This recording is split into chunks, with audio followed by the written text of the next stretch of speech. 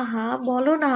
জিয়ান নয়নের নিচে ঠোঁটে আঙ্গুল রেখে বলে, এত সুন্দর কমলার মতো ঠোঁটে চুমু খাবো তাই? আচ্ছা, আমার ঠোঁট বেশি গোলাপি নাকি আপনার? আমার ঠোঁট তো রুক্ষ, তোমার উষ্ণ রক্তিম ঠোঁটের কাছে এটা তো কিছুই না বেব। নয়না টুপ করে জিয়ানের ঠোঁটে চুমু খেয়ে বলে। মানুষ যে বলে চুমু খেলাম, চুমুতে খাওয়ার মতো কি আছে? জিয়ান মুচকি হেসে বলে, কি আছে জানো না? আহ, জানি না। অনুভূতির ব্যাপারটা আলাদা, কিন্তু খাওয়ার মতো কি আছে?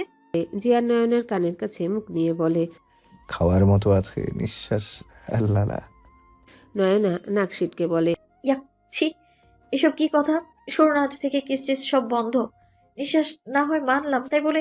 জিয়ান নয়নের কোমর শক্ত করে জড়িয়ে ধরে বলে। তাই বলে এটা কোনো ব্যাপার না ম্যাডাম। ছি, আমি ওসব খেতে পারবো না। জিয়ান নয়নার কামিজ ভেদ করে উন্মুক্ত কোমর স্পর্শ করে বলে। এখনো কি খাওয়া বাকি আছে ডার্লিং? নয়না কিঞ্চিত কেঁপে ওঠে, আসলে তো এই বিষয়তে কখনো ভেবে দেখেনি। চোখ ছোট করে বলল। আর এসব হবে না। জিয়ান আরো গভীরভাবে নয়নার কোমর স্পর্শ করে বলে। যখন হয় তখন কি হুঁশ থাকে বাটার মাশরুম? অবচেতন মন তখন ডুবে যায় অন্য কোনো জগতে। নয়না জিয়ানের হাতের উপর হাত রেখে বলে। এই ভর দুপুরে কোনো দুষ্টুমি চলবে না। আপনি বলেছেন আমরা সিলেটে যাব, কবে নিয়ে যাবেন? খুব তাড়াতাড়ি। আমাদের হানিমুন এখনো বাকি। নয়না জিয়ানের কোল থেকে নেমে কোমরে হাত দিয়ে বলে। কেন ভুলে গেছেন কক্সবাজারের কথা? জিয়ান নয়নার হাত ধরে টেনে নিজের সামনে দাঁড় করিয়ে বলে। তখন কি করতে দিয়েছো? একটা চুমুও খেতে দাওনি। আহা, শখ কত! আমার সঙ্গে কি কি করেছিলেন ভুলে গেলেন? তুমি আমার ঠোঁটের কি অবস্থা করেছিলে ভুলে গেছো? একদম ভালো করেছি। এই শোনেন, শোনাও বাটার মাশরুম। আমি আম্মুর কাছে যাই, আপনি একটু ঘুমিয়ে নিন। এখন আম্মুর কাছে কি? আমরা সবাই একসঙ্গে লাঞ্চ করলাম। এখন নিশ্চয়ই আম্মু রেস্ট করছেন। জিয়ান নয়নাকে কোলে তুলে নিয়ে বিছানায় শুয়ে দিল। এরপর নয়নাকে কোলবালিশের মতো জড়িয়ে ধরে শুয়ে পড়ল। কানের কাছে মুখ নিয়ে ফিসফিস করে বলল। একদম নড়বে না, আমি ঘুমোবো। নড়লে কিন্তু এই বিকেলে আবার শাওয়ার নেওয়ার ব্যবস্থা করব। Butter mushroom. আপনি খুব ডেঞ্জারাস। বউয়ের সঙ্গে আমি রোমান্টিক, বেহায়া, অসভ্য, নির্লজ্জ থাকতে চাই। ডেঞ্জারাস না জান। অন্তর কখনো কল্পনা করেনি জাহিন তাকে গুলি করতে পারে। যদিও গুলিটা চামড়ার উপর দিয়ে গেছে, তবুও এইটুকু অন্তরের জন্য অকল্পনীয় ছিল। অন্তর জাহিনের দিকে তাকিয়ে আছে। পেটের কাছটায় চামড়া উঠে গেছে, টকটকে লাল রক্ত ছড়িয়ে নীল শার্টটা ভিজে যাচ্ছে।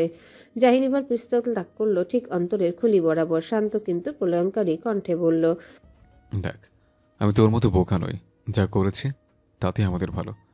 এ জগতে সৎ লোকের কোনো মূল্য নেই। তুই আমি কেউ পারবো না লোকগুলোকে শাস্তি দিতে। আমরা এদিক থেকে প্রমাণ জোগাড় করব। কয়েকদিন পর আমাদের চাকরি থাকবে না। আমরা সিক্রেট গোয়েন্দা অফিসার। কাউকে বলতেও পারবো না কোটি কোটি টাকা হাতে নিয়েছি আমি। তুই আমার কথা মতো কাজ করলে লাভের ভাগ তোকেও দেব। তুই আমার বন্ধু না ভাই। অন্তর ঘুরে জাহিনের পেটে লাথি মারল। জাহিনও পানটা লাথি মারল। এভাবে মারপিট চলল কিছুক্ষণ। হঠাৎ জাহিনের আক্রমণে অন্তর ছিটকে পড়ে, দেয়ালের সঙ্গে মাথায় আঘাত। মুহূর্তে অন্তর মেঝেতে লুটিয়ে পড়ে, মাথা ফেটে গল গল করে টকটকে তাজা রক্ত গড়িয়ে পড়তে থাকে। নিভু নিভু চোখে অন্তর তাকায় জাহিনের দিকে। তার দুনিয়া চারিদিক থেকে অন্ধকার হয়ে আসছে। সে অন্ধকার ভেদ করে তার সামনে ভেসে উঠে ছোটবেলা থেকে একসঙ্গে বেড়ে ওঠা বন্ধুর সঙ্গে কাটানো মুহূর্তের স্মৃতি।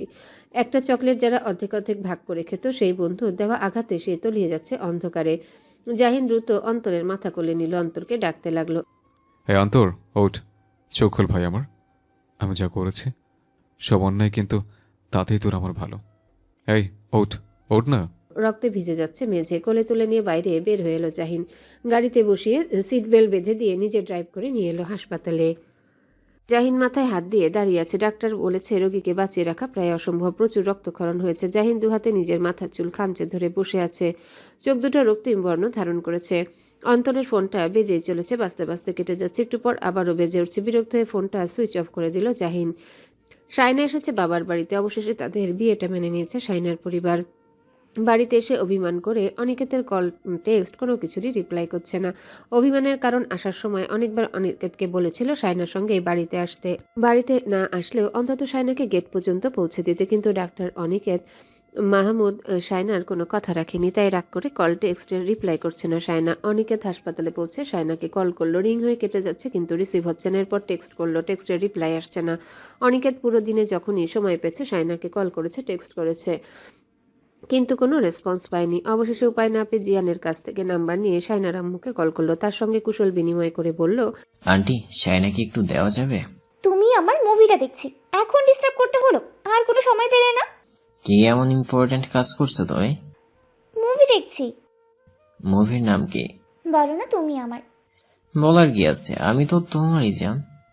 শায়না কল কেটে দিল। নিজের ফোন থেকে নয়নাকে কল করলো। কুশল বিনিময় শেষ করে বলল, আজকে বিকেল থেকে একজনের কল টেক্সট কোনো কিছু রেসপন্স করিনি। এরপর আম্মুর ফোনে কল করেছে।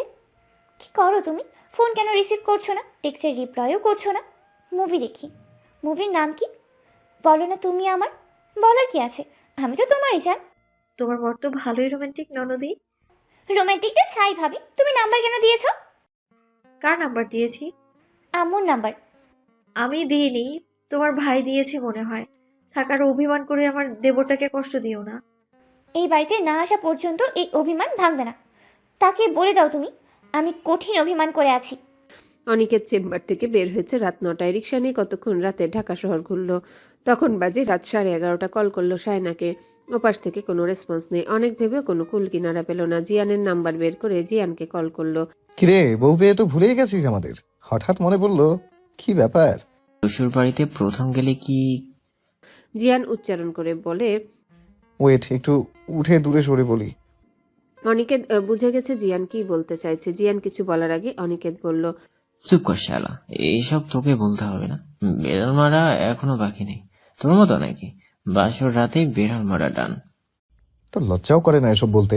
শালা, বিয়ে করবি না বলে কি কি নাটক করেছিস সব জানা আছে। কবুল বলেই ঝাঁপিয়ে পড়েছিস। ছি। রাগ তোরছে। বিয়ে করতে চাইনি, কিন্তু কবুল বলার পরে বাসর করব না তা তো বলিনি। বন্ধু আমার ছুপা রুস্তম। ভাই, তোর সিমটি কাটা শেষ হলে বল কি কি নিয়ে যাব। মিষ্টি দই, তারপর সব ফল 2-3 কেজি করে নিয়ে নিবি। জীবনে প্রথম শ্বশুর বাড়ি যাচ্ছি, মনের মধ্যে কেমন কেমন করছে। সারা বিয়ে করে ফেলেছিস আর এখন নাটক? যা, জামাই আদর খেয়ে আয়। বাঙালিরা জামাই আদর করতে কার্পণ্য করে না। একটা অ্যাসিডিটির মেডিসিন খেয়ে নিস। কেন, তোর ফুপির হাতে রান্না ভালো না? রান্না ভালো, কিন্তু ভাই প্রথমবার শ্বশুর বাড়িতে গেলে যে এ লেভেলের খাবারের চাপ পড়ে, তাই বললাম। শোন না, বউ তো রেগে আছে, ওর জন্য কি নেওয়া যায়? চকোলেট, ফুল বা যা ওর পছন্দ সেসব কিছু। তোকে ধন্যবাদ দিতে পারবো না, যা বউয়ের কোলে যা, আমিও যাই। অনিকেত 10 কেজি মিষ্টি, 5 কেজি দই, 3 কেজি আপেল, 3 কেজি মাল্টা, 3 কেজি আঙ্গুর, 3 কেজি নাশপাতি, 3 কেজি কমলা, 3 কেজি আনার, 3 কেজি কিউই, 3 কেজি ড্রাগন ফল, 3 কেজি স্ট্রবেরি, 3 কেজি পেয়ারা, 3 কেজি রামবুটান, অনেকগুলো ক্যাডবেরি চকলেট, সাথে বিশাল বড় এক ফুলের বুকেট কিনে নিল। রাস্তায় দাঁড়িয়ে ভাবছে এসব নিয়ে যাবে কি করে। উপায়ন্তর না পেয়ে একটা ভ্যান ভাড়া করে তাতে সবকিছু উঠিয়ে দিয়ে নিজেও পা ঝুলিয়ে সামনে বসলো। চোখের চশমা ঠিক করে মোবাইলের স্ক্রিনে নিজের চেহারাটা একবার দেখে নিল। মামা, আপনি এত কিছু নিয়ে কোথায় যাচ্ছেন? শ্বশুর বাড়ি যাচ্ছি।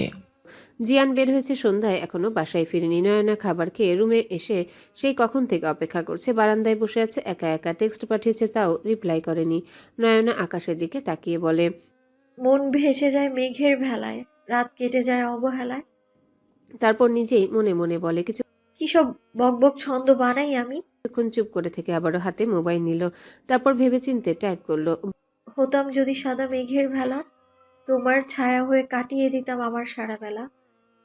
এখন যদি না আসো আমি কিন্তু ভীষণ রাগ করবো, একদম পাহাড়ের সমান রাগ।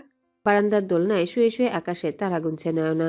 যেন এর চেয়ে গুরুত্বপূর্ণ কাজ তার কাছে কিছু করার নেই। সায়না রাত 12টা পর্যন্ত অপেক্ষা করেছিল অনিকেতের জন্য। অবশেষে আশা ছেড়ে দিয়ে রাতে না খেয়ে শুয়ে পড়ার প্রস্তুতি নিচ্ছিল। সুমি বেগম এসে বলল, তুই রাতে খাবার না খেয়ে কেন শুয়ে পড়ছিস? খিদে নেই আম্মু। আমাদের প্রতি এখনও রেগে আছিস? অথচ রাগটা আমাদের করার কথা ছিল। আচ্ছা আম্মু, তোমরা যদি আমাকে জন্ম দেওয়ার পর রাস্তায় ফেলে আসতে, তাহলে তো আমিও অনাথি হতাম। তাহলে বড় হলে দোষটা কার হতো? দেখ, মানুষ বোঝে না এমন না, কিন্তু সমাজ এসব মেনে নেয় না। এই সমাজ দিয়ে কী হবে? সমাজ কি আমাকে ভাত খাওয়াবে, নাকি সুখ দুঃখ ভাগ করে নেবে? তুমি জানো, তোমরা কখনো এমন ভালো একটা মানুষ আমার জন্য খুঁজে আনতে পারতে না। উনি এত ভালো, আমি ওনার যত প্রশংসা করব কম মনে হবে। আমরা তো মেনে নিয়েছি, তুই সুখে থাকলেই হয় আমার। তুমি কোনো দিন ওনার কষ্টটা অনুভব করতে পারবে না। একটা মানুষ যে কোনো দিন বাবা মায়ের আদর যত্ন শাসন কিছুই পায়নি, শুধু পায়নি তা তা কিন্তু নয়, সে জানেও না বাবা মায়ের ভালোবাসা কেমন হয়। তোমাদের কি উচিত না সেই মানুষটাকে একটু সম্মান আর একটু ভালোবাসা দেওয়া? আমি কি মানা করেছি নাকি? তুই আসতে বল। মা মেয়ের কথা বলতে বলতে রাতের 1টা বেজে গেল। ঠিক তখন দারোয়ান ফোন করলো বাসার ল্যান্ডলাইনে। সুমি বেগম কল রিসিভ করে বলল, জি, ডাক্তার অনিকেত মাহমুদ আমার মেয়ের জামাই, ভেতরে আসতে দিন। কল কেটে শায়নার রুমে এসে বলল, তোর ডাক্তার সাহেব এসেছে। আচ্ছা, তোরা কি অনেক গরিব? না মানে ভ্যানে আসতে হলো? সিএনজি বা রিক্সাও অ্যাফোর্ড করতে পারিস না? ডাক্তারদের ইনকাম তো খারাপ না। কি বলছো এসব আম্মু? ওনার নিজের গাড়ি, নিজের ফ্ল্যাট সব আছে। কিন্তু দারোয়ান বলল ভ্যান গাড়িতে করে এসেছে। শায়না গায়ে ওড়না জড়িয়ে ঘর থেকে বের হয়ে লিফটে উঠল। মনে মনে বলল, এই গাধা আবার কি অকাজ করেছে কে জানে। সিরিয়াসলি ভ্যান গাড়িতে চড়ে এসেছে? শায়না নিচে এসে দেখে দারোয়ান আর ভ্যান ড্রাইভার একের পর এক প্যাকেট এনে লিফটে রাখছে। শায়না অনিকেতের দিকে তাকিয়ে বলল, এইসব কি মাঝরাতে এসব খুঁজছে নাকি মিস্টার ক্যাবলাকান্ত? অনিকেত ফুলের বুকেটা শায়নার দিকে বাড়িয়ে দিয়ে বলল। তোমাকে ছাড়া বাসায় শূন্য শূন্য লাগছিল, তাই চলে এলাম। শায়না আর কিছু বলল না, বাসায় চলে এলো। সাথে অনিকেতের রান্না ফল মিষ্টি। ফ্লোরের খালি অংশ পুরোটাই ভরে গেল। তা বাবা, দোকানে আর কিছু ছিল না? সরি আন্টি, রাত তো তাই বেশি কিছু আনতে পারিনি। ও, কম আনলে বুঝি। ভাগ্যিস রাত ছিল। জাহিন বাসায় এসে শাওয়ার নিয়ে নুডলস রান্না করে খেয়ে বেডের উপর শুয়ে চোখ বন্ধ করে রেখেছে। সে অন্তরকে মারতে চায়নি, কিন্তু এসব কি হয়ে গেল। জাহিন উঠে বসলো, ডান হাত মুষ্টিবদ্ধ করে বলল, শোনো না, এসব হয়েছে তোমার জন্য। এই রাতের সব দৃশ্য আমাকে এতটা আঘাত করেছে, আমি ভেতর থেকে ভেঙে গড়িয়ে গেছি। আমি তোমাকে ছাড়বো না, কিছুতেই না। অন্তর যদি মারা যায়, তোমাকে মরতে হবে। অন্তর বেঁচে থাকলে আমি তোমাকে জান ভিক্ষা দেবো, নয়তো তুমি দেখবে জাহিন চৌধুরী কতটা নিষ্ঠুর হতে পারে। জাহিন শার্ট পরে আবারও বেরিয়ে পড়ল হাসপাতালের উদ্দেশ্যে। অন্তর বাবা মা এখনো জানে না অন্তর হাসপাতালে ভর্তি। জাহিন কয়েকবার চেষ্টা করেও বলার সাহস করতে পারেনি, কিভাবে বলবে। কয়েকদিন আগে মেয়েকে হারিয়েছে, এখন ছেলে মৃত্যুর প্রহর গুনছে। নীলাঞ্জনা বসে আছে জিয়ানের সাথে। জিয়ান নিচের দিকে তাকিয়ে বলল, এত রাতে আমাকে এখানে টাকার মানে কি? আমাকে একটু হেল্প করো প্লিজ, আমার অনেক প্রয়োজন তোমাকে। কি হেল্প লাগবে আপু? আপনি আমার ওয়াইফের বড় বোন, আমি চেষ্টা করবো আপনার হেল্প করার। তবে এই শরীরে এত রাতে আপনার ঘর থেকে বের হওয়া ঠিক হয়নি। নীলাঞ্জনা হুট করে জিয়ানের হাত চেপে ধরে বলল, প্লিজ আমাকে ক্ষমা করে দাও, আমি আমার পাপের শাস্তি পাচ্ছি, তুমি আমাকে ক্ষমা করে দাও। জিয়ান হাতটা ছাড়িয়ে নিয়ে টেবিলের উপরে থাকা পানির বোতল নিয়ে নিজের হাতে পানি ঢাললো। এরপর টিস্যু দিয়ে হাত মুছে নিয়ে বলল, আপনাকে আমি অনেক আগে ক্ষমা করে দিয়েছি। ক্ষমা কি, আমি তো আপনার প্রতি কৃতজ্ঞ। আপনার জন্য আমি সুনয়নার মতো একজন জীবন সঙ্গী পেয়েছি। ধন্যবাদ আপু। জিয়ান, একবার আমার দিকে দেখো, আমি সেই নীলাঞ্জনা। বাদ দাও সেসব। লাবিব আমাকে হুমকি ধুমকি দিচ্ছে, আমাকে ওর হাত থেকে রক্ষা করো, আমি আর আমার সন্তানকে নিয়ে বাঁচতে চাই। আপনার বাবা বা চাচাকে বলুন, আমি কিভাবে হেল্প করব। তুমি ছাড়া কেউ আমাকে সাহায্য করতে পারবে না। আমার জন্য না হোক, আমার অনাগত সন্তানের জন্য এ হেল্প করো, আমি বড্ড অসহায়। নয়নার ফোনে টেক্সট আসলো। নয়না রাগির ইমোজি দিয়ে বলে, অর্ধেক রাত বাইরে যারা কাটায় তাদের আবার বউ লাগে? বউ তো সব সময় লাগে জানো। ওয়েট, তোমাকে ভিডিও কল করি। একদমই না। বাটার মাশরুম প্লিজ রিসিভ করো, খুব জরুরি জানো। নয়না ফোন রিসিভ করলো। জিয়ান হেসে বলে, ডার্লিং, এত রাতে বারান্দায় কি করো? এইসব বলার জন্য কল করেছেন? একদম না জান, এই দেখো তোমার বোন। নীলাঞ্জনার দিকে ক্যামেরা ঘুরিয়ে বলল, এত রাতে তোমার সাথে ওর কি? নাহিদের বাসা থেকে 11টায় বের হয়েছি, তারপর তোমার বোন কান্নাকাটি করে এখানে ডেকে আনলো। আহারে আমার জনদরদি, এত রাতে ডাকলেই যেতে হবে? তোমার বোনের নাকি মরা ছাড়া আর কোনো পথ নেই, তো কি করব? আধা ঘন্টার মধ্যে বাসায় উপস্থিত না হলে জনসেবা বের করব আমি। জিয়ান দ্রুত ফোন পকেটে রেখে বলে, আপু সরি, এই রাতে নো চান্স। বউ রেগে গেছে, আগে জীবনের চেয়ে প্রিয় বউ, তারপর সব। আপনি আমার ড্রাইভারের সাথে বাসায় চলে যান, টাটা। জিয়ান বাইক নিয়ে চলে গেল। নীলাঞ্জনা সেভাবেই বসে আছে। এই পৃথিবীতে তার চেয়ে নিঃস্ব মানুষ আর নেই। এত মানুষের ভিড়েও কেউ তার দুঃখ স্পর্শ করা তো দূর, কিঞ্চিত অনুভব করার মতো কেউ নেই। জিয়ানের সাথে তার বিয়ে হলে একটা সুন্দর জীবন পেত, অথচ নিজেই নিজের জীবন নষ্ট করেছে। শায়না অনিকেতের দিকে তাকিয়ে বলে, মাথায় কি কমন সেন্সের অভাব? শ্বশুর বাড়িতে কেউ ভ্যান গাড়ি নিয়ে আসে? যে পুরুষের বউ রেগে থাকে তার কোনো সেন্স থাকে না, কমন সেন্স তো অনেক দূরের কথা। অনিকেত আশেপাশে তাকিয়ে হঠাৎ শায়নার গালে চুমু দিয়ে সরে আসলো। এটা কি হলো? কোথায় কি হলো? তোমার ঠোঁট দিন দিন বেপরোয়া হয়ে যাচ্ছে। এত সুন্দর বউ সামনে থাকলে ছোট্ট বেহায়াপনা হবেই। সায়না কোমরে হাত দিয়ে দাঁড়িয়ে বলে। আমি সুন্দর? অনিকেত এদিক সেদিক তাকিয়ে বলে। শুধু সুন্দর না, ভয়ঙ্কর রকম সুন্দর। সায়না অনিকেতের শার্টের কলার ধরে নিজের দিকে টেনে বলে। আমি ভয়ঙ্কর? এভাবে কাছে টানছো কেন? আমি কিন্তু সে ভদ্র নেই। তুমি অভদ্র? অনিকেত সায়নার কোমরে হাত দিয়ে বলে। তোমাকে দেখলে হয়ে যায়। সায়না অনিকেতের ঠোঁটে নিজের ঠোঁট রেখে বলে। এখন থেকে শুধু অভদ্র না, আমার কাছে বেপরোয়াও হতে হবে।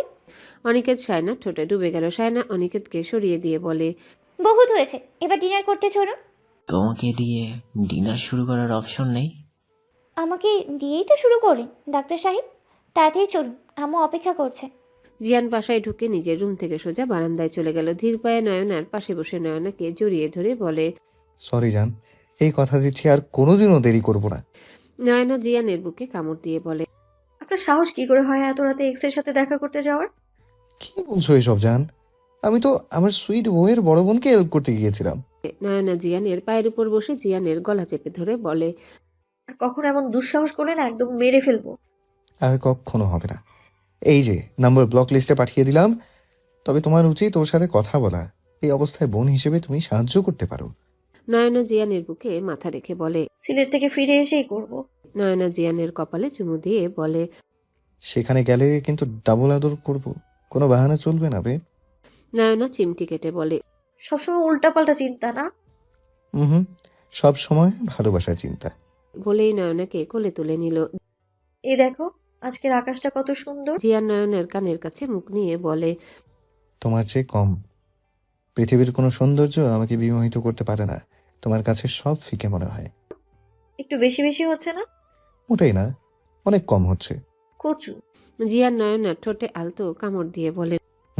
কচুই। নয়না জিয়ানের বাহুতে শুয়ে জিয়ানের উন্মুক্ত বক্ষে কিছু আঁকিবুকি করছে। জিয়ান নয়নার মাথায় হাত বুলিয়ে দিতে দিতে বলে। আমার বুকে এমন করে কি দেখো? জানি না, তবে আমার সবচেয়ে পছন্দের জায়গা এটা। আমাকে মাতাল করে দেয় তোমার বক্ষ।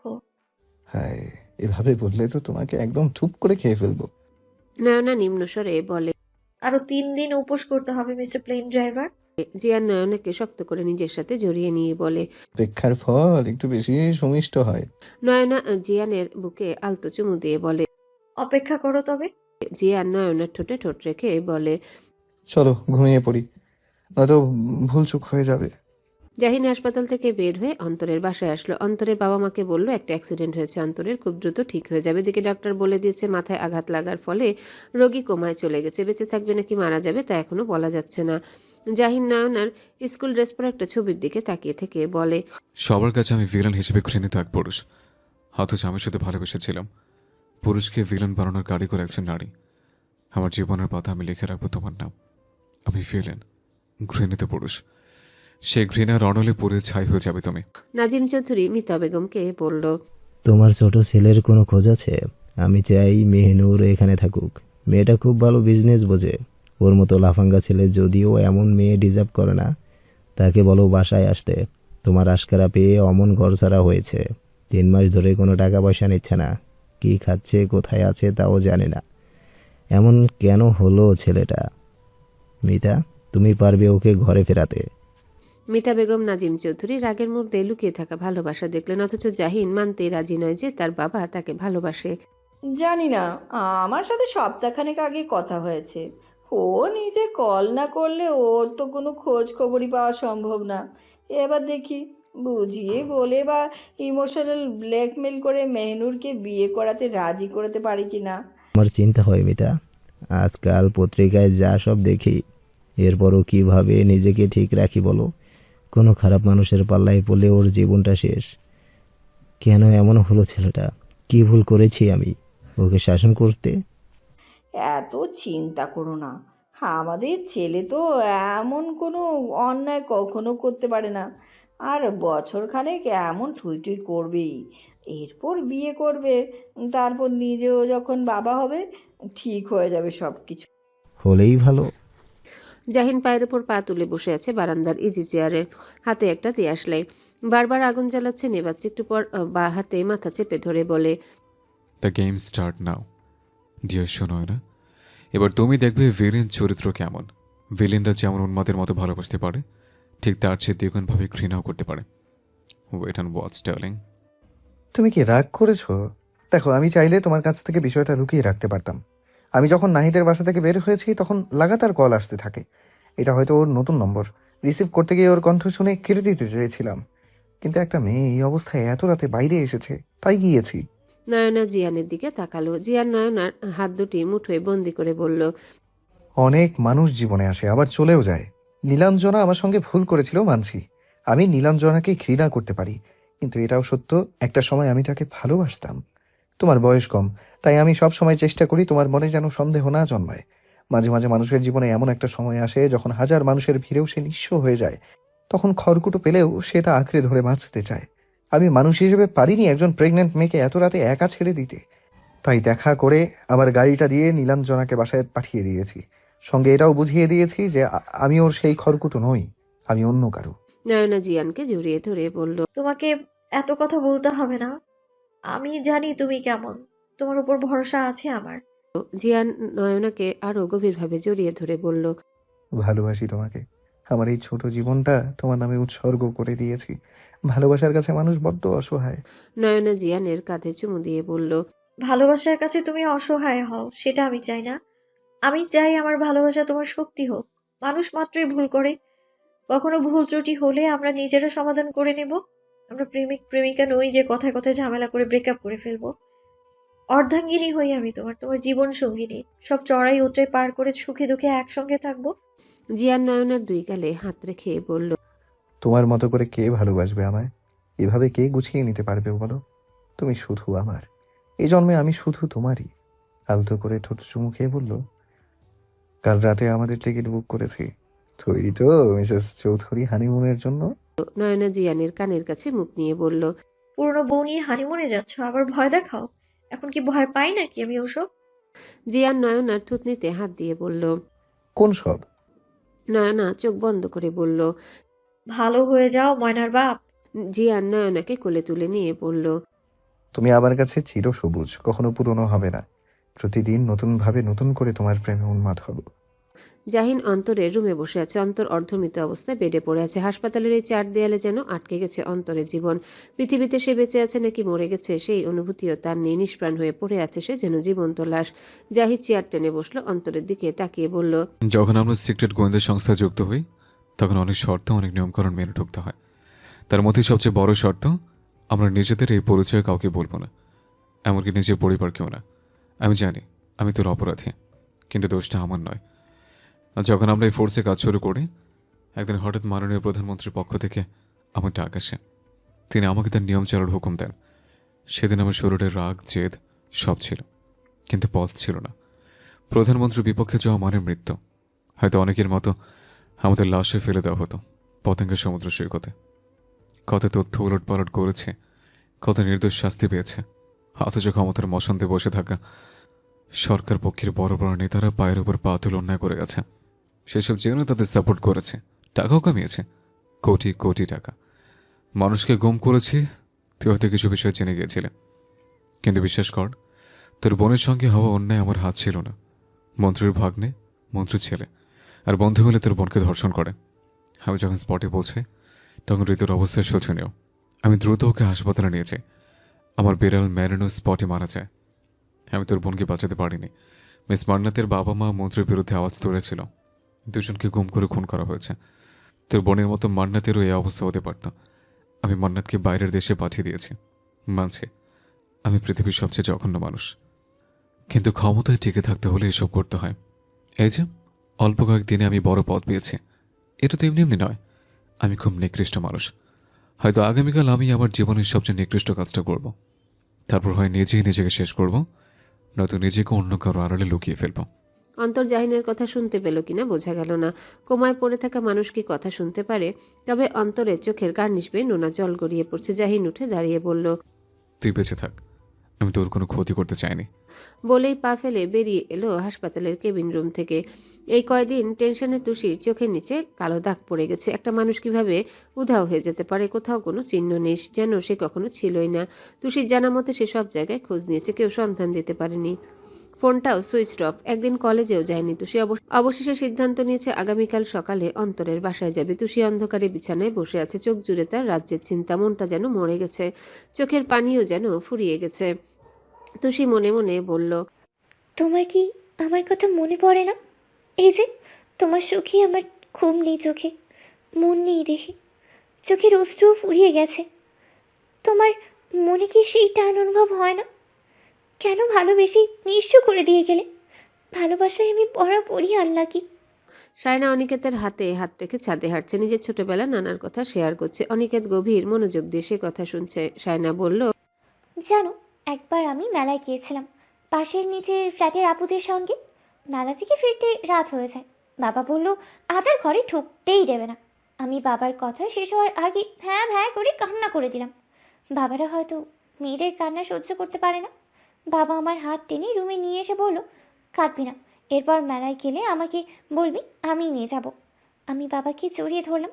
বাবা আমাকে পরম যত্নে বুকে আগলে নিলেন। ওই স্পর্শে কত স্নেহ, কত মমতা, কত ভালোবাসা ছিল, তা হয়তো প্রকাশ করেই বোঝানো যাবে না। সেই বাবাকে আমি কষ্ট দিয়েছি, তার রাগ করা কি বেমানান? অনিকেত সায়নার হাত আরো শক্ত করে ধরে বলল, আমি তো এসব অনুভূতির সঙ্গে পরিচিত নই। আমি মন খারাপ করিনি। কারোর কাছ থেকে তার সবচেয়ে প্রিয় জিনিস কেড়ে নিলে সে তো রাগ করবেই। নিশ্চয় বাবাদের কাছ থেকে তার মেয়ে সবচেয়ে প্রিয়, তাই ওনার রাগ আমি মনে করিনি। বাবা তোমার সঙ্গে রুড বিহেভিয়ার করেছে, তার জন্য সরি। অনিকেত সায়নাকে জড়িয়ে ধরে বলল, সরি কেন বলছো?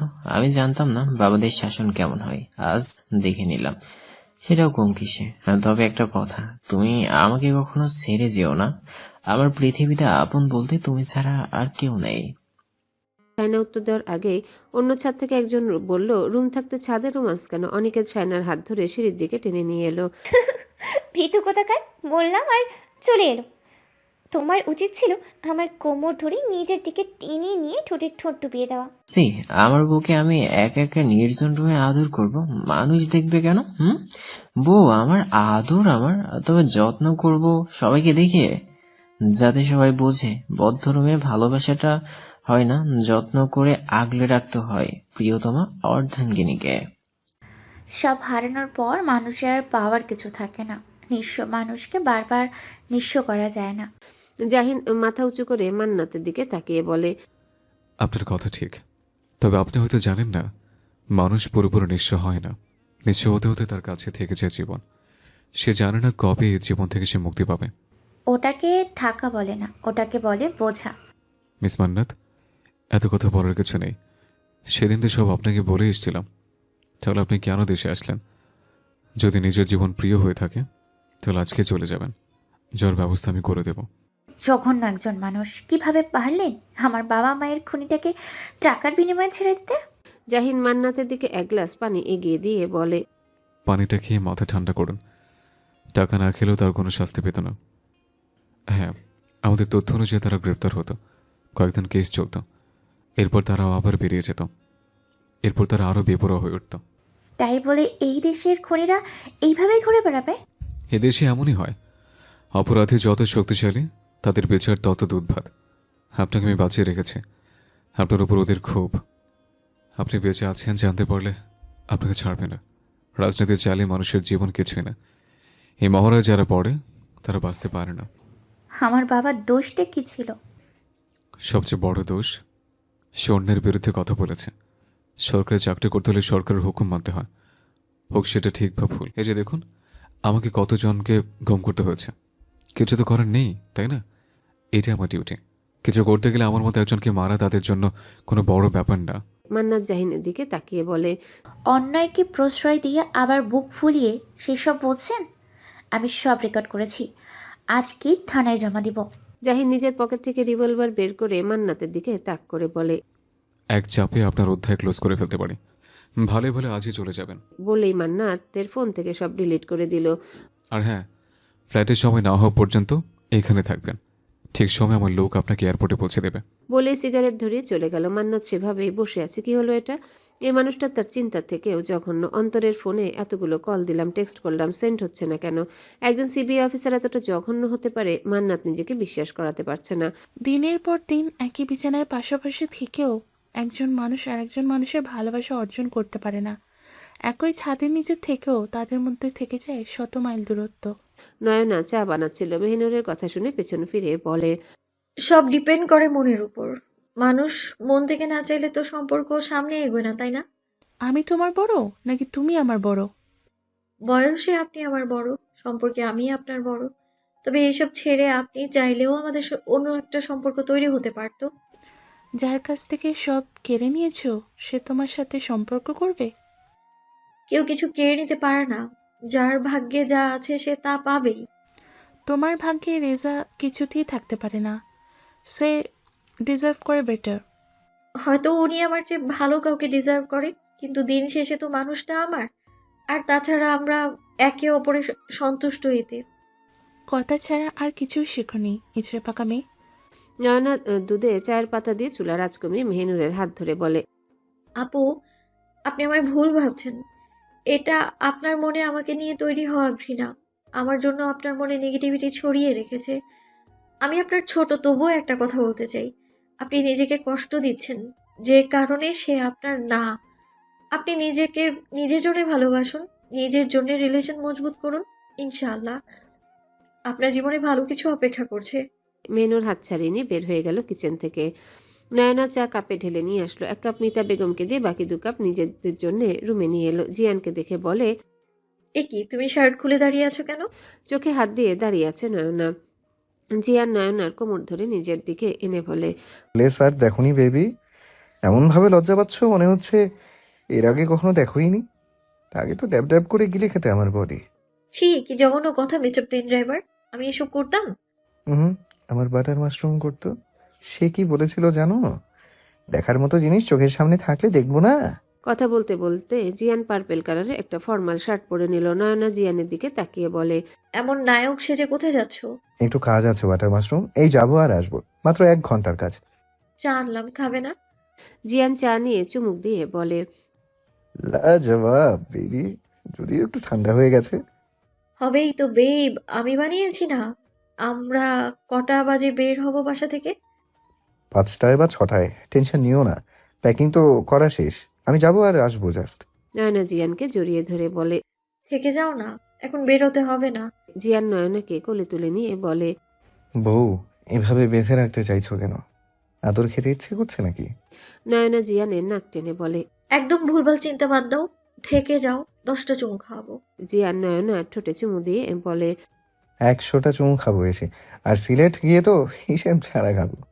জিয়ান নয়নাকে জড়িয়ে ধরে কতক্ষণ বুঝিয়ে বের হয়ে গেল বাসা থেকে। নয়নার মনের মধ্যে কেমন যেন করছে, মনে হচ্ছে এই বোধহয় শেষ দেখা তাদের। কেমন হাহাকার ছড়িয়ে পড়েছে হৃদয় জুড়ে। বুকের মধ্যে হাত রেখে জোরে জোরে নিঃশ্বাস নিয়ে বলে, আল্লাহ ওনার হেফাজত করুন।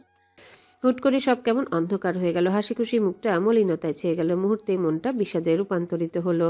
জিয়ান বের হওয়ার ঠিক আধা ঘন্টা পর জাহিন বাসায় প্রবেশ করে। বাসায় এসে সোজা চলে যায় মিতা বেগমের কাছে। মিতা বেগমকে জড়িয়ে ধরে বলে, অনেক ভেবে আমি তোমার সিদ্ধান্তে একমত হলাম। বিয়ের তোড়জোড় শুরু করো, আমি মেহনুরকে বিয়ে করতে রাজি। মিতা বেগম খুশি হয়ে গেলেন। জাহিনের হাত ধরে বলেন, তুই সত্যি বলছিস? সত্যি। ভাবছি বাবার বিজনেসটাও জয়েন করব। অনেক তো ঘুরলাম, এবার ঘরের ছেলে ঘরে ফেরার পালা। আমি খুবই খুশি হলাম। শোন, জিয়ান সিলেট থেকে ফিরে আসলেই তোদের আকত ছেড়ে ফেলবো। ভাইয়া সিলেট যাচ্ছে? হ্যাঁ, নয়নাকে সাথে নিয়ে যাচ্ছে। 3 দিন থাকবে। তোর বাবা ইন্ডিয়া থেকে আগামীকাল ফিরবে। এই কথা শুনলে তোর বাবাও অনেক খুশি হবে। এখন বলো তো কি রান্না হয়েছে আজ? খুব খিদে পেয়েছে। তুই ফ্রেশ হয়ে নিচে আয়, দেখি কি রান্না হলো। এখনো তো রান্না শেষ হওয়ার কথা না, মাত্র 12টা বাজে। নয়না সবকিছু প্যাকিং করে নিল। তারপর নিচে এসে ফ্রিজ থেকে আইসক্রিম নিয়ে সোফায় বসে আইসক্রিম খেতে খেতে গান শুনছিল। এমন সময় মেহনুর নয়নার পাশে বসলো।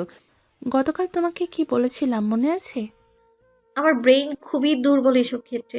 সে কোনো অপ্রয়োজনীয় কথা কিছুতেই মনে রাখতে চায় না। বলেছিলাম এক বিছানায় শুয়েও মানুষের মধ্যে থাকে শত মাইল দূরত্ব। তোমার কি মনে হয় রেজা তোমাকে ভালোবাসে? ভালোবাসা কি জিনিস আপু? খায়রা কি মাথায় দেয়? দেখো নয়না, শরীর পেলেও মানুষের মন পাওয়া যায় না। মন দিয়ে আমি কি করব? মন তো দেখাও যায় না। শরীরটা আমার সঙ্গে সব সময় থাকলেই হয়। মনটা চাইলে আপনিও রাখতে পারেন আপু। ওসব মন টন আমার দরকার নেই, আজ তো মানুষটাই তো আমার। তুমি কি জানো তুমি প্রচণ্ড রকম বেয়াদব একটা মেয়ে? এই মুহূর্তে জানলাম। আইসক্রিম খাবেন আপু? এটার টেস্ট অনেক জোস, মুখে দিলেই স্বাদের ব্লাস্ট হচ্ছে। এত অহংকার কিসের তোমার? রেজা ছাড়া তোমার জীবনে আর কোনো অ্যাচিভমেন্ট নেই। এখন অবধি নেই, তবে খুব তাড়াতাড়ি আসবে। সে আমার কোল আলো করে। চরম অসভ্য মেয়ে একটা তুমি। কি যে বলেন ননদি! ননদের সঙ্গে মজা করব না তবে কার সঙ্গে করব? কানে কানে একটা কথা বলি শোনো। ওই ব্যাডার দেহের প্রতিটা লোমকূপে আমার নাম লেখা। এবার ভালোভাবে ওনার স্পর্শের স্ট্যাম্প লাগাতে সিলেট নিয়ে যাচ্ছি। ইনশাআল্লাহ ফিরে এসে আপনাকে ফুপিয়ে হওয়ার সুসংবাদ দেব। মেহনুর রেগে উঠে যাবে এমন সময় মিতা বেগম এসে বললেন, তোরা গল্প করছিস? ভালোই হয়েছে। নিজেদের মধ্যে ভালো সম্পর্ক গড়ে তুললে একসঙ্গে থাকতে সুবিধা হবে ভবিষ্যতে। আমি তো চলে যাবো আম্মি, তোমাদের পরিবারে আমি তো স্থায়ী না। স্থায়ী না, কিন্তু হতে কতক্ষণ? নয়না চুপচাপ বসে আছে। মেহনুর আর মিতা বেগম কথা বলছে। মিতা বেগম সার্ভেন্ট ডেকে বললেন, মিষ্টি নিয়ে আয় তো। সুখবর দেওয়ার আগে মিষ্টি মুখ করতে হবে তো। সার্ভেন্টের হাত থেকে মিষ্টির প্লেট নিয়ে প্রথমে মেহনুরকে খাওয়ালেন, তারপর নয়নাকে হাসি মুখে বললেন, জাহিন তোকে বিয়ে করতে রাজি হয়ে গেছে। নয়না শুনে খুশি হলো আবার বিরক্ত হলো। মেহনুরের মতো মেয়ের সঙ্গে সারা জীবন একসঙ্গে থাকতে হবে? নয়না মিতা বেগমকে জড়িয়ে ধরে বলল, খুব তাড়াতাড়ি একটা বিয়ে খাবো, তাও দেবরের বিয়ে, সেই মজা হবে। আম্মু আমি এখন রুমে যাই। যা, গিয়ে একটু রেস্ট নে। নয়না রুমে আসছিল পথে জাহিন উচ্চস্বরে বলল, আসসালামু আলাইকুম, কেমন আছেন চৌধুরী বাড়ির বড় বউ? নয়না থমকে দাঁড়ালো, খানিক চুপ থেকে বলল, ওয়ালাইকুম আসসালাম। আলহামদুলিল্লাহ ভালো আছি, আপনি কেমন আছেন ভাইয়া? আমি সবসময় ভালো থাকি। নয়নার সামনে পা বাড়াতে জাহিন বলল, শুনুন, নয়নার সামনের দিকে ঘুরে বলল, আপনি আমাকে ভাবি ডাকতে পারেন, অথবা আপুও ডাকতে পারেন ভাইয়া। ভবিষ্যতে দেখা যাবে কি নামে ডাকবো। বাঁ হাত থেকে একটা শপিং ব্যাগ ডান হাতে নিয়ে নয়নার দিকে বাড়িয়ে দিয়ে বলল, এটা আপনার জন্য, সিঙ্গাপুর থেকে এনেছে। আপনি এই বাসায় আসার পর আপনাকে কিছু দেওয়া হয়নি তো, তাই। ধন্যবাদ ভাইয়া, তবে এইসবের কোনো দরকার ছিল না। জীবনে কত কিছুই তো আমরা করে থাকি যার কোনো দরকারই ছিল না। সরি। সরি কেন? এমনি। কংগ্রাচুলেশনস। ধন্যবাদ। নয়না রুমে এসে বেডের উপর বসে বলল, আমি যতটা ভেবেছি ততটা খারাপ না মনে হয়। যাক বাবা, বিয়ে করলেই বাঁচি। তুষিকে খবরটা দেই। নয়না নিজের ফোন থেকে তুষির নাম্বারে কল করলো। পাশ থেকে রিসিভ হতেই তুষি বলল, নয়ন, তোর সঙ্গে আমার জরুরি কিছু কথা আছে। রাখ তোর জরুরি কথা, নিশ্চিত নোট দিতে বলবি। তার আগে আমার কথা শোন। না, আমার কথা বেশি ইম্পর্টেন্ট নয়ন। এত ইম্পর্টেন্ট? নিশ্চিত নতুন প্রেমে পড়েছিস? জানি জিয়ানের ভাইয়ের বিয়ে খুব তাড়াতাড়ি। সত্যি জাহিনের বিয়ে? হ্যাঁ, সত্যিই বিয়ে। অবশেষে ওই অস্বস্তিকর পরিস্থিতি থেকে মুক্ত হলাম। আগে জাহিনকে দেখলেই কেমন যেন লাগতো, মনে হতো আমার দিকে কেমন দৃষ্টিতে তাকিয়ে আছে। কিন্তু জানিস, আজ আমার সঙ্গে সুন্দর ব্যবহারও করলো। যতটা খারাপ ভেবেছিলাম ততটা খারাপ না। এবার তোর ইম্পর্টেন্ট কথা বল। কেমিস্ট্রির নোট লাগবে, দিতে পারবি? তুষি জাহিনের কথাটা বলতে চাইছিল, কিন্তু জাহিন বিয়ে করছে তাই সে সব কথা তুলল না। জানতাম তুই এমন কিছুই বলবি। আমি আজ চলে যাব, তুই বাসা থেকে এসে নিয়ে যাস। তুষি তাড়াহুড়ো করে বলল, আচ্ছা, পরে কথা হবে। তুষি ফ্লোরে হাঁটু মুড়ে বসে পড়ল। জাহিন বিয়ে করছে, আমার করে ভুলটা না হয় আড়ালেই থাকুক। এক জীবনে মানুষ তো কত ভুল পেয়ে বেড়ায়, কত ভুল নিজের মধ্যেই দাফন করে ফেলে। আমি না হয় এই ভুলটাকে আজ দাফন করে দিলাম। অতীতের ভুল ভবিষ্যতে কোনো খারাপ প্রভাব না ফেলুক। অন্তর, তুমি কোথায় আছো? এভাবে কেন আমাকে একা করে দিয়ে হারিয়ে গেলে? আমি তোমাকে ভালোবাসি, ফিরে এসো আমার কাছে। সায়না চেয়ারে বসে আছে, অনিকেত খিচুড়ি রান্না করছে। সায়না ডিরেকশন দিচ্ছে। অনিকেত সামনের দিকে ঘুরে বলল, জীবনে রান্না করতে হবে এটা তো কখনো ভাবিনি। বউ তুমি ধন্য, ডক্টর অনিকেত মাহমুদকে দিয়ে রান্না করানোর জন্য। তো রান্না না করলে ভবিষ্যতে যখন আমি অসুস্থ হয়ে যাব তখন কি খাবো? আমাদের যখন গুরুমুলু বাবু আসবে তখন সেবা করবে কে? তাই আপনাকে টুকটাক রান্নার সঙ্গে ঘরের কাজও শিখতে হবে। অনিকেত খিচুড়ি দমে দিয়ে সায়নাকে কোলে তুলে নিয়ে এলো রুমে। বেডে বসিয়ে দিয়ে বলল, তুমি এমন ডাইনি কেন? সায়না অনিকেতের গলা জড়িয়ে ধরে বলল, আপনি এমন আলা ভোলা ক্যাবলা গান তো তাই। তবে যাই হোক, তুমি কিন্তু রসগোল্লার মতো সুইট। সায়না অনিকেতের গালে চুমু দিয়ে বলল, তুমি তো রসমালাই, পুরাই মাখন।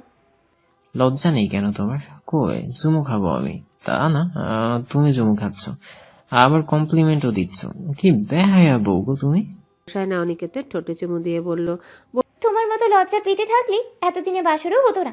বাচ্চা তো বহু দূরের কথা। আর তাছাড়া তুমি আমার জিনিসকে চুমু খাবো, আদর দেবো, কমপ্লিমেন্ট দেবো, এতে আবার কিসের লজ্জা গো? হিসুরে। বলে এক দৌড়ে কিচেনের দিকে গেল। সায়না বেডে বসে হাসছে। এই লোকটা এত কিউট কেন? দেখলেই 5-10টা চুমু খেতে ইচ্ছে করে। ইস, কি যে ইনোসেন্ট। নীলাঞ্জনা ডাক্তারের চেম্বারে বসে আছে। আপনাকে কতবার বলবো টেনশন কম করবেন, ঠিকমতো খাবার খাবেন। বাচ্চার ওজন একদম কম, আর বেশি সময় নেই হাতে। এই মেডিসিনগুলো ঠিকমতো খাবেন, আর হ্যাঁ, পুষ্টিকর খাবার খাবেন। একদম টেনশন নেবেন না, এতে বাচ্চার সমস্যা হবে। নীলাঞ্জনা চেম্বার থেকে বের হয়ে গাড়িতে এসে বসলো। এত মাস সে একা আসে ডাক্তার দেখাতে। তার দেখাশোনা খোঁজখবর যতটুকু রাখার জাহানারা বেগম রাখেন, কিন্তু তার নিজের জন্মদাত্রী মা একবারও তার ভালো মন্দ খোঁজখবর নেন না। নীলাঞ্জনা জিয়ানকে ধন্যবাদ লিখে টেক্সট পাঠালো। সেদিনের পর থেকে লাবিব তাকে কোনো রকম ডিস্টার্ব করেনি। জিয়ানের মনে কি আমার জন্য কোথাও একটু জায়গা রয়ে গেছে? পরক্ষণে বলল, না, তা তো সম্ভব না। জিয়ান এমনিতেই হাম্বল পারসন, সেই হিসাবে হয়তো আমার মতো অসহায়কে সাহায্য করছে। আমার বোনটা কত ভাগ্যবতী, এমন একজন হাজবেন্ড পেয়েছে। অথচ এই ভাগ্য আমি নিজ হাতে ঠেলে ফেলে দিয়েছিলাম। নিজের পেটের ওপর হাত রেখে বলল, তুই ছাড়া তোর মায়ের তো আর কেউ নেই, একমাত্র তুই তোর মায়ের বেঁচে থাকার সম্বল। নয়তো এতদিনে তোর মা হয়তো মাটির নিচে থাকতো। আমি বাঁচতে চাই তোর জন্য, তোর কোমল স্পর্শ পেতে অধীর আগ্রহে ব্যাকুল হয়ে আছি। তুই আমার পৃথিবীতে বেঁচে থাকার আলো। মান্নাত অনেক চেষ্টা করেও জাহিনের নজর থেকে পালাতে পারেনি। কোনোভাবে আর কারোর সঙ্গে যোগাযোগও করতে পারেনি। এখানে পরিচিত ছিল ঋতু, তাকেও পায়নি। ঋতু ভাই অন্তর ছিল শেষ ভরসা, সেও ফোন ধরেনি। এয়ারপোর্টে এসেছে জাহিনের 3 জন গার্ডের সঙ্গে। অনেক আকুতি মিনতি করেও তাদের হাত থেকে মুক্তি পায়নি। নিরুপায় হয়ে উঠে বসলো প্লেনে। হয়তো এই জন্মে আর কোনো দিনও এদেশে আসা হবে না মান্নাতের। এভাবেই তার বাবা মায়ের খুনিরা মুক্ত বাতাসে ঘুরে বেড়াবে। প্রভাবশালীদের ক্ষমতার কাছে তাদের মতো মানুষ একদম তুচ্ছ। আল্লাহ তাআলার কাছে বিচার দেওয়া ছাড়া আর কোনো কিছুই যেন করার নেই। চোখ থেকে অশ্রু ঝরে গড়িয়ে ভিজে যাচ্ছে ওর না। ইচ্ছে করছে এখানে বসে চিৎকার করে কাঁদতে, বলতে আমার বাবা মায়ের মৃত্যুর বিচার চাই। অথচ সে বড্ড অসহায়। তোমার মনে হয় পৃথিবীর সবচেয়ে জঘন্য মা তোমার? জাহানারা বেগমের কথা শুনে নীলাঞ্জনা বলল, এতে কোনো সন্দেহ আছে বড় আম্মু? আছে। এক টুকরো কাগজে ছোট একটা বার্তা লিখে চলে গেলে। একবারও ভেবেছিলে এই মানুষগুলোর কি হবে? যে মা তোমাকে পৃথিবীতে আনলো, আদর স্নেহ ভালোবাসা দিয়ে বড় করলো, তার কথা একবারও মনে হলো না? যে পিতা তোমার সুখের জন্য দিনের পর দিন পরিশ্রম করে উপার্জন করেছে, তার সম্মানের কথা মনে হলো না? তখন আমার মাথায় এসব আসেনি। আমি নিজের ভুলের জন্য অনুতপ্ত আম্মু। নীলু, আমরা যাদের ভালোবাসি তাদের উপর আমাদের অনেক বিশ্বাস থাকে, ভরসা থাকে। আজকালের মেয়ে ছেলেদের মনে হয় আমার বাবা মা আমার উপর চাপিয়ে দেয় তাদের মতামত। এই যে 8 মাস ধরে তুমি যে কষ্ট সহ্য করছিস, সেটা তোর মা সহ্য করেনি? দিনের পর দিন তোর পিছনে পড়েছিল তোকে ভালো রাখতে, তুই যেন একটুও ব্যথা না পাস। সে খেয়াল রাখতে গিয়ে নিজের খেয়াল রাখা ভুলে গেছে। তোর কি পছন্দ কি অপছন্দ সে সব মনে রাখতে রাখতে নিজের পছন্দ অপছন্দও ভুলে গেছে। শুন, তুই পালিয়ে গিয়েছিস কারণ তোর ভালোবাসার মানুষ তোর কাছে ইম্পর্ট্যান্ট ছিল। আর যে মানুষগুলো তোকে জন্মের আগ থেকে ভালোবাসা দিয়ে এসেছে, তাদের ভালোবাসার কোনো মূল্য নেই। এই যে এতগুলো দিন গেল, একবারও তুই নিজ থেকে তোর মায়ের কাছে গিয়ে ক্ষমা চেয়েছিস? নীলাঞ্জনা চুপ হয়ে গেল। তার চোখ থেকে টুপটুপ করে নীরব অশ্রু গড়িয়ে পড়তে লাগলো। শোন, মা বাবা চাপিয়ে দেয় না, মা বাবা সবসময় সন্তানের ভালো চায়। আর বিয়েটা তো তোর ইচ্ছাতেই হচ্ছিল। তোর অন্য কারো সাথে সম্পর্ক, সেটা বিয়ের অনুষ্ঠান শুরু হওয়ার আগেই বুঝিয়ে বলতি। তবুও তোরা সন্তান, তোদের কোনো ভুল নেই। সব ভুল তোর বাবা মায়ের। তোর মা অভিমানে তোর সাথে কথা বলে না, কিন্তু চুপি চুপি খোঁজ রাখি তুই খেয়েছিস কিনা। নীলাঞ্জনা জাহানারা বেগমকে জড়িয়ে ধরে বলে, আমাকে ক্ষমা করে দাও আম্মু, আমি ভুল করেছি। সেই ভুলের শাস্তি আমি পাচ্ছি। যা মায়ের কাছে যা, ক্ষমা চা। এই সময় ওই মানুষটাকেই তোর সবচেয়ে বেশি প্রয়োজন। বাহ। বেলা তখন 3টে। জিয়ানের আসার কোনো খবর নেই। নয়না খাবার খেয়ে নিজের রুমে মনমরা হয়ে বসে আছে। বার কয়েক কল করেও জিয়ানকে পাওয়া যায়নি। এত সুন্দর রাঙা বউ সেজে বসে থাকলো যার জন্য তার দেখা নেই। লম্বা চুলগুলোতে চিরুনি করছে নয়না। হঠাৎ দরজায় কড়া নাড়ল কেউ। কে? বৌমনি, আসতে পারি? এবারে সার্ভেন্ট। আসুন। এই পার্সেলটা আপনাকে বড় সাহেব দিতে বলল। এখানে রাখুন। সার্ভেন্ট চলে গেলে নয়না উৎসাহ নিয়ে পার্সেল করলো। নীল রঙের শাড়ি, সাথে ছোট্ট একটা চিরকুট। তোমার অপেক্ষায় অপেক্ষমান পথিক আমি। অপেক্ষা শেষে খানিক ভালোবাসায় আমায় দিও সবটুকু সুখ। নয়না মুচকি হেসে বলে, মিস্টার প্লেন ড্রাইভার, তোমার দুষ্টু মিষ্টি প্রেমের বাঁধনে আমি যে শক্ত হাতে বাঁধা পড়ে যাচ্ছি। যদি এই বাঁধন হঠাৎ ছিঁড়ে পড়ে, তখন নিজেকে আর জোড়া লাগাতে পারবো না। নয়না নিজেকে তৈরি করলো। অতঃপর কল করলো জাহানারা বেগমকে। সকাল থেকে তার মনের মধ্যে কেমন জানি অস্থিরতা বিরাজ করছে। সবকিছু ঠিক থাকার পরেও তার হৃদয়ে তোলপাড়। জাহানারা বেগম ঠিক বুঝে উঠতে পারছেন না তার হৃদয়ের এই ঝড় কিসের পূর্বাভাস। মনটাকে শান্ত করতে পারছেন না। হঠাৎ ফোনটা বেজে উঠল। জাহানারা বেগম রিসিভ করে অপলক দৃষ্টিতে নয়নার দিকে তাকিয়ে বলে, আমার রাজকন্যাকে একদম রাজরানীর মতো লাগছে। কতদিন তোমায় জড়িয়ে ধরিনি আম্মু। একবার আসি, তোমাকে আর ছাড়বো না আমি। খুব ইচ্ছে করছে তোমায় জড়িয়ে ধরতে। নয়না এই কথা বলার জন্য কল করেনি, তবু হঠাৎ কেন এই কথা বের হলো নিজেই মনে মনে বেশ অবাক হলো। জাহানারা বেগমের চোখ জোড়া ভিজে উঠল। চোখের কার্নিশ বেয়ে গড়িয়ে পড়লো 2 ফোঁটা অশ্রু। স্মিত হেসে বলল, তুই আয়, আমি তোকে আগলে রাখবো। কবে আসবি তুই? কতদিন তোকে মন ভরে দেখিনি। এই তো প্লেন ড্রাইভার চলে গেলেই এসে পড়বো। এসব কেউ বলে? সে হলো পাইলট। আম্মু। নয়নার হঠাৎ আম্মু ডাক শুনে জাহানারা বেগম কেঁপে উঠল। কি হয়েছে তোর? কতদিন পর তোমায় ডাকলাম বলো তো। তোমাকে আম্মু ডাকিনি, মনে হচ্ছে যুগ যুগ পেরিয়ে গেল। পাগলি মেয়ে, কাল সকাল সকাল চলে আসিস। কাল সকালে কি করে আসবো? কাল তো থাকবো পাহাড়ের চূড়ায়। সাবধানে থাকিস মা, নিজের খেয়াল রাখিস। নয়না ফোন কেটে দিল। তার মন বিষণ্ণতায় ছেয়ে গেছে। আচ্ছা, এই আনন্দের মুহূর্তে এমন বিষাদ ছড়িয়ে পড়লো কেন? কেনর উত্তর জানা নেই নয়নার। শেষবারের মতো নিজেকে আয়নায় দেখে বের হয়ে এলো রুম থেকে। মিতা বেগম তখন নামাজে। নয়না দাঁড়িয়ে রইল তার সালাম ফেরানোর আশায়। মিতা বেগম সালাম ফেরাতেই নয়না বলল, আমি আসতে পারি? মাশাআল্লাহ, আজকে তো মনে হচ্ছে আসমানের পরী নেমে এসেছে জামিনে। তো কোথাও যাচ্ছিস নাকি? নয়না বলতে গিয়ে থমকালো, নিজেকে ধাতস্থ করে বলল, আমার ফ্রেন্ডের বাড়িতে। একা যাবি? গাড়ি নিয়ে যাব আমি। আচ্ছা, সাবধানে যাস, তাড়াতাড়ি ফিরে আসিস। নয়নার মানা করা সত্ত্বেও বেশ কিছু টাকা গুঁজে দিল নয়নার হাতের মুঠোয়। নয়না বের হয়ে এলো চৌধুরী ম্যানশন থেকে। গাড়িতে ওঠার আগে আরেকবার ফিরে তাকালো। আচ্ছা, আমার মন কেন এমন বিচলিত হচ্ছে? কেন মনে হচ্ছে কোথাও কিছু একটা ঠিক হচ্ছে না? বুঝেছি, মনটা তার বিচ্ছেদ বিরোহী হয়ে উঠছে। শোনো মন, সে আমার। সে যেখানেই থাকুক, সে শুধু আমারই। দূরত্ব কখনো আমাদের ভালোবাসায় বাধা হতে পারে না। নয়না গাড়িতে উঠে বসলো। গাড়ি চলতে লাগলো। হঠাৎ নয়না খেয়াল করলো ফোনটা সে ভুলে ফেলে এসেছে বাসায়। ড্রাইভারকে বলল গাড়ি ঘোরাতে। ড্রাইভার নিজের ফোনটা বাড়িয়ে দিল। অপর পাশ থেকে জিয়ান বলল, এত ভয় কিসের বউ? যতটুকু এগিয়ে এসেছো ততটুকু পিছাতে কেন চাও? এগিয়ে এসো ভালোবাসার রাস্তায়। হাতে সময় কম পাখি। আপনার জন্য দরকার ছিল ফোনের। আপনি যখন আছেন, ফোন আমার অকেজো। আসি মিস্টার প্লেন ড্রাইভার, কিন্তু আমাদের তো একসাথে যাওয়ার কথা ছিল। তাহলে তুমি কেন একা চলে গেলে আগে? একসাথে গেলে তোমার জন্য সারপ্রাইজ প্ল্যান কিভাবে করতাম জান। এই শোনো, তোমার মুখে তুমি ডাক বেশ মানায় পাখি, তবু আপনি কেন বলো? সেসব কথা তোলা থাকুক, চোখে চোখ রেখে না হয় বলবো। নয়না লজ্জায় লাল হয়ে যাচ্ছে। ইস, তার মানুষ, তার নিজের ব্যক্তিগত মানুষ। মানুষটাকে সে কত যত্ন করে ভালোবাসে। আচ্ছা, সব তো ঠিকই আছে, তবুও মনের মধ্যে অজানা এক অদ্ভুত বাজে অনুভূতি কেন হচ্ছে? কখন যে আপনাকে জড়িয়ে ধরবো। আপনাকে জড়িয়ে ধরলেই আমার মনের সব দুঃখ কষ্ট দূর হয়ে যাবে। আপনি আমার মন ভালো করার টনিক। জিয়ান বাসায় ঢুকলো সন্ধ্যা 6টায়। তাড়াহুড়ো করে দ্রুত নিজের রুমে এলো। সাথে নিয়ে এসেছে চকলেট আর কাচের চুড়ি। মনে মনে বলে, নিশ্চয়ই মহারানী ভীষণ রেগে আছে। মহারানী রাগ ভাঙাতে এইটুকু আর সাথে আমার ভালোবাসা যথেষ্ট। জিয়ান রুমে ঢুকতে তার হৃদয়ে হাহাকার ছড়িয়ে পড়ে।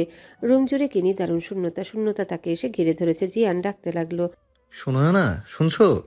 ওগো, কই তুমি? এই যে আমার প্রিয়তমা অর্ধাঙ্গিনী, লুকিয়ে না থেকে সামনে এসো। তোমাকে দেখার তৃষ্ণায় হৃদয় মরুভূমি হয়ে আছে। দর্শন দিয়ে আমার তৃষ্ণা মেটাও। ফাঁকা রুমে নিজের কণ্ঠধ্বনি নিজের কানে ফিরে আসছে। ওয়াশরুমে, বারান্দায়, সব জায়গায় খোঁজা শেষ, কোথাও নেই তার পিচ্চি বউ। হতাশায় সে ঘিরে ধরল তাকে, নিজের ফোন উঠিয়ে কল করলো। ফোনটা বেজে উঠতে হঠাৎ করে হৃদয় ছ্যাদ করে উঠল। নয়নার ফোনটা হাতে নিয়ে বলে, ফোন ফেলে গেল কোথায়? রুম থেকে ছুটে বেরিয়ে গেল মিতা বেগমের রুমে। আম্মু, নয়না কোথায়? কিছুক্ষণ আগেই তো বের হলো। ওর নাকি কোনো ফ্রেন্ডের বার্থডে। কখন? কার সাথে বের হলো? ফোনটাও বাসায় ফেলে গেছে। আমাদের ফ্লাইটের সময় হয়ে যাচ্ছে। আজ কেন যেতে দিলে? আজ তো আমরা সিলেটে যাব। তুই রেডি হতে হতে ঠিক চলে আসবে, দেখিস।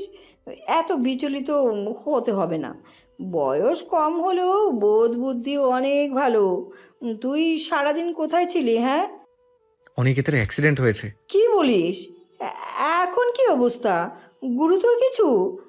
মেজর কোনো ইস্যু যদিও হয়নি, তবে আঘাত পেয়েছে হাতে পায়ে, শরীরের বিভিন্ন জায়গায়। জিয়ান রুমে এসে বিছানার উপর শুয়ে পড়ল। কিছু ভালো লাগছে না তার।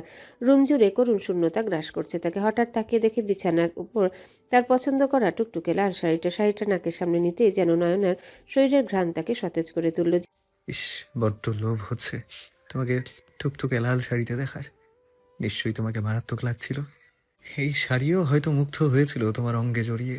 এই লাল শাড়িও আমার যে ভাগ্যবান, সে তোমাকে নিগুড় আলিঙ্গনে জড়িয়েছিল। আমার যে এই শাড়িটাকে হিংসে হচ্ছে রাঙাবো। কোথায় রইলে তুমি? তোমার মানুষটা তোমার অনুপস্থিতিতে কাতর হয়ে যাচ্ছে। ফিরে এসে তাকে জড়িয়ে ধরে এক পশলা প্রেমের বৃষ্টি নামিয়ে শীতল করো তার তৃষ্ণাতুর হৃৎপিণ্ডকে। হাসো না গো বউ। জিয়ানের মনে হচ্ছে নয়না এক্ষুনি এসে তাকে জড়িয়ে ধরবে, তার ঠোঁটে ঠোঁট রেখে বলবে ভালোবাসি তোমাকে, অথবা রাগ দেখিয়ে বলবে মিস্টার প্লেন ড্রাইভার সারাদিন কোথায় ছিলেন। জিয়ান কল্পনা করতে লাগলো রাগলে নয়নাকে কেমন লাগবে। মেয়েটা এত স্নিগ্ধ, সব রূপে যেন সে মোহনীয়। জিয়ান উঠে বসলো, তার হাঁসফাঁস লাগছে। শাড়িটা জড়িয়ে ধরলো বুকের মাঝে, মনে মনে বলল, আজ আমরা হাতে হাত রেখে বিমানে বসে থাকতাম, তুমি আমার কাঁধে মাথা রাখতে। 3টা দিন স্বপ্নের মতো কাটাতাম আমরা। কোথায় গেলে তুমি? তাড়াতাড়ি ফিরে এসো। সাজেকের এক পাহাড়ের চূড়ায় দোলনায় পা দুলাচ্ছে জাহিন। তার হাতে গিটার, মুখে তার সুর, কণ্ঠে বাজাচ্ছে গান। সখী ভালোবাসা কারে কয়। বারবার এই 2 লাইন গেয়ে যাচ্ছে। মনে মনে কি আকাশ কুসুম ভাবছে আর একই গান গাইছে আর মুচকি হাসছে। তার মনে কি চলছে কেউ জানে না। সে যেন গান শোনাচ্ছে মুক্ত বাতাস আর ওই দূরের পাহাড় আর আকাশকে। রাত 12টা বেজে গেছে। জিয়ান বিছানা ছেড়ে লাফিয়ে উঠে বসলো। ঘড়ির দিকে তাকিয়ে বুকটা ধক করে উঠল। নয়না এত রাত পর্যন্ত বাইরে থাকার মেয়ে নয়। কোনো বিপদ হলো না তো? নয়নার ফোন থেকে তুষিকে কল করলো। কি হয়েছে? এত রাতে কল করেছিস? কোনো সমস্যা? আমি রেজা বলছি। নয়না তোমার সঙ্গে নেই? আমার সঙ্গে কোথা থেকে আসবে? আজ নাকি আপনারা সিলেট যাবেন? যাওয়ার কথা ছিল। বাসায় এসে দেখি নয়না নেই। ওর কোনো ফ্রেন্ডের জন্মদিনে গেছে। কি বলছেন এসব? ওর এমন কোনো ফ্রেন্ড নেই আমি ছাড়া। ভাইয়া, আমার মন বলছে নয়না কোনো বিপদে পড়েছে। আপনি প্লিজ ওকে বাঁচান। জিয়ান দ্রুত পায়ে নিচে বেরিয়ে এলো। গাড়ির খোঁজ নিয়ে দেখলো সব গাড়ি বাসায়। দারোয়ানকে জিজ্ঞাসা করলো। দারোয়ান বলল, বৌমণি, এটা কালো। বৌমণি একটা কালো রঙের গাড়িতে উঠে ওখান থেকে গেছে। কোন দিকে গেছে গাড়িটা? ওই দিকে। জিয়ান পাগলের মতো ছুটতে লাগলো। সে যেন উন্মাদ হয়ে গেছে। ফাঁকা রাস্তায় পাগলের মতো ছুটে চলেছে। নিজের ফোন বের করে কল করলো তালুকদার বাড়িতে। মাহবুব তালুকদার ফোন রিসিভ করতে জিয়ান হড়বড় করে বলল, নয়না কোথায়? নয়নাকে কোথাও পাচ্ছি না কেন? ও কি অভিমান করে আপনাদের বাসায় লুকিয়ে আছে? মাহবুব তালুকদার রেগে গেলেন। কর্কশ কণ্ঠে বললেন, ফাতলামি পেয়েছো? মাঝরাতে কল করে মাতলানি করছো? আমার মেয়ের কিছু হলে তোমাদের সবাইকে মিলে 14 শিকের ভাত খাওয়াবো। ফোন কেটে তিনিও বেরিয়ে পড়লেন চৌধুরী ম্যানশনের উদ্দেশ্যে। রাত পেরিয়ে দিনের আলো ফুটে উঠেছে, কিন্তু নয়নার কোনো খোঁজ নেই। ভাবে কেউ হারিয়ে যেতে পারে? জিয়ান গুরুতর অ্যাক্সিডেন্ট করে হাসপাতালে পড়ে আছে। জীবন মৃত্যুর সঙ্গে লড়াই করছে সে। রাতে হঠাৎ দূরপাল্লার বাস থেকে জঘন্যভাবে আঘাত পেয়েছে। নয়না জিয়ানের দেওয়া ঠিকানা মতো পৌঁছালো। তখন প্রায় রাত 10টা বাজে। এত দূরের জার্নির ফলে চেহারায় মলিনতা ছড়িয়ে পড়েছে। চোখের কাজল লেপটে গেছে, ঠোঁটের লিপস্টিক মুছে গেছে, পরনের শাড়িটাও খানিকটা এলোমেলো হয়ে গেছে। নয়না রাগান্বিত স্বরে বলল, তোমার জন্য শত কিলোমিটার পার হয়ে এলাম। এই অন্ধকারে কি তোমার? আমাকে ফ্রেশ হতে হবে। বড্ড তৃষ্ণা পেয়েছে। এক গ্লাস পানি হলে ভালো হতো। আমাকে ছেড়ে একা আসার জন্য রয়েছে কঠিন থেকে কঠিনতম শাস্তি। এবার চিরকুটে লিখেছো আম্মুকে যেন না বলি। আম্মু আমাকে কি ভাববে? জিয়ান সামনের দিকে ঘুরে বলল, জিয়ান আমি থাকতে পানি কেন জান? এত টেনশন করার কি আছে? আমি আছি, সব সামলে নেব। একদম কাছে আসবে না। নয়নার হাত ধরে রেলিংয়ের সামনে নিয়ে এলো।